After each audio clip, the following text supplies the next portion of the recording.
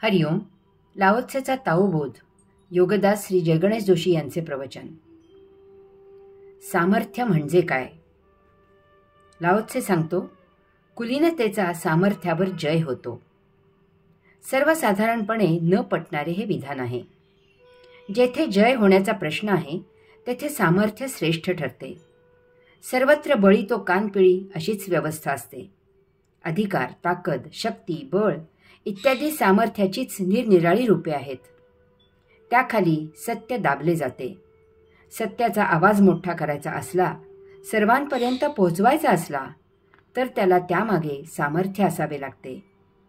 भिकाऱ्याला मत नसते. तुम्हाला बरेच काही वाटत असेल, परंतु तुम्हाला विचारतो कोण? तुमच्या मागे सामर्थ्य आहे का? तरच तुमच्या मताला किंमत असते. लोकशाहीचा महान पुरस्कर्ता अब्राहम लिंकन याने गमतीने म्हटले आहे की लोकशाहीमध्ये बहुमताने निर्णय होत असतात आणि दुर्दैवाने हाताच्या संख्येपेक्षा डोक्यांची संख्या निम्मी आहे. याचा अर्थ लोकशाहीमध्ये बौद्धिक सामर्थ्यापेक्षा हाताच्या सामर्थ्याला जास्त महत्त्व आहे. मग प्रश्न निर्माण होतो की सामर्थ्य म्हणजे काय? सुप्रसिद्ध वचन आहे की सर्वे गुणाः कांचनम आश्रयन्ते. पैसा बोलतो. पैसे देऊन तुमचे गुणगान करणारे नेमता येतात. मग तुमच्यात गुण असोत किंवा नसोत, तुमच्या सभेला पैसे देऊन गर्दी जमवता येते. मग तुम्ही सभा कशाकरता बोलवली आहे हे गौण आहे. पैसे देऊन तुमच्या सभोवती तुम्हाला कार्यकर्ते जमवता येतात. मग तुम्ही प्रसिद्ध किंवा पुढारी असा किंवा नसा. पैशाने तुमची गुन्हेगारी लपवता येते आणि तुम्हाला प्रतिष्ठा मिळवता येते. या कलियुगात पैशाला फार महत्त्व आहे. पैसे असतील तर भौतिक सौख्य विकत घेता येते. मग त्यासाठी तुमची लायकी असो किंवा नसो. याची मजल इतकी झाली आहे की शिक्षण, न्याय, अब्रू इत्यादी सुद्धा पैशाने विकत घ्यायची सोय झाली आहे. पैसा हे फार मोठे आमिष झाले आहे. निस्पृहपणे कोणत्याही आमिषाला बळी न पडता सत्याशी ठाम राहणारे जवळजवळ नष्ट झाले आहेत. सारा बाजार बुणग्यांचा सुळसुळाट झाला आहे. विद्वत्ता ज्ञान मिळवण्याने मिळते. ज्ञान ही फार उच्च गोष्ट आहे, परंतु विद्वत्तेचा उपयोग अहंकार निर्माण होण्यासाठी आणि मग तो जोपासण्यासाठी केला जातो. काही पंडित हे ज्ञानदान करण्यापेक्षा आपला फोटो वर्तमानपत्रात कसा छापून येईल या चिंतेत असतात. प्रसिद्धीची फार हौस असते. सामर्थ्य नेहमीच तुलनात्मक असते. 2 जणात जो जास्त सामर्थ्यवान असतो तो जिंकतो. यासाठी एकमेकांवर कुरघोडी करणे सुरू असते. त्यासाठी एकमेकांचे पाय ओढले जातात. सामर्थ्य दुसऱ्यावर अवलंबून असते.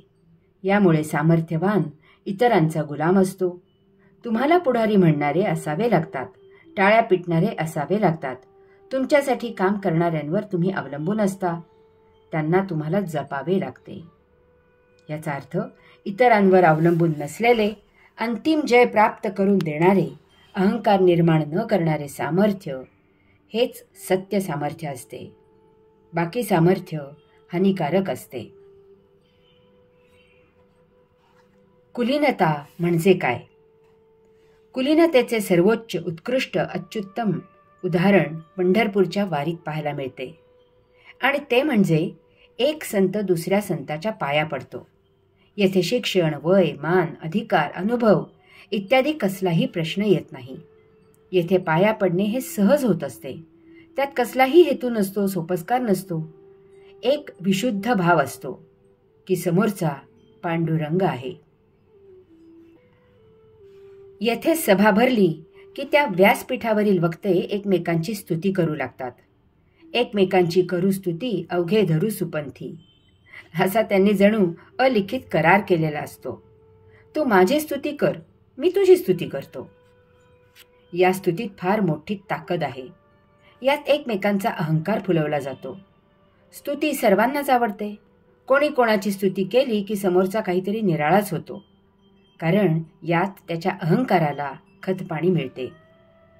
राजकीय पुढारी म्हणतो की मला न विचारता अमुक निर्णय घेतला, माझा याला विरोध आहे. परंतु जर त्याला विचारून तोच निर्णय घेतला तर त्याला त्याचा विरोध नाही.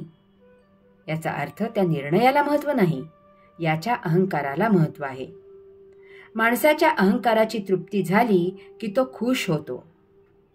कोणी आले की बाकीचे लगेच उठून उभे राहतात. यात सोपस्कार असतो की खरोखरच त्याला त्याच्याबद्दल आदर असतो. मंदिरात बाहेर पादत्राणे काढून ठेवावीत अशी पाटी लावावी लागते. वास्तवात मंदिरात जाता क्षणीच पायातून पादत्राण आपोआप दूर झाले पाहिजे.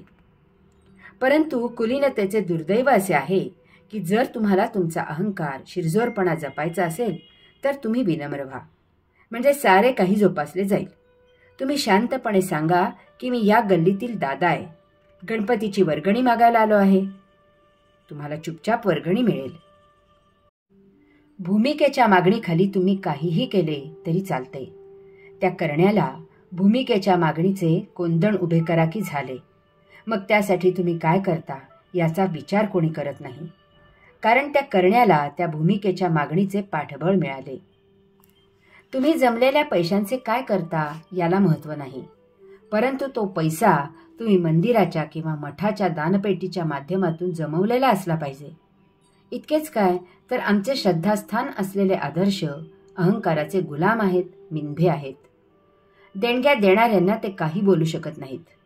देणग्या देणाऱ्यांना ते फार जपतात, कारण मठ त्यांच्या देणगीवर चालतो.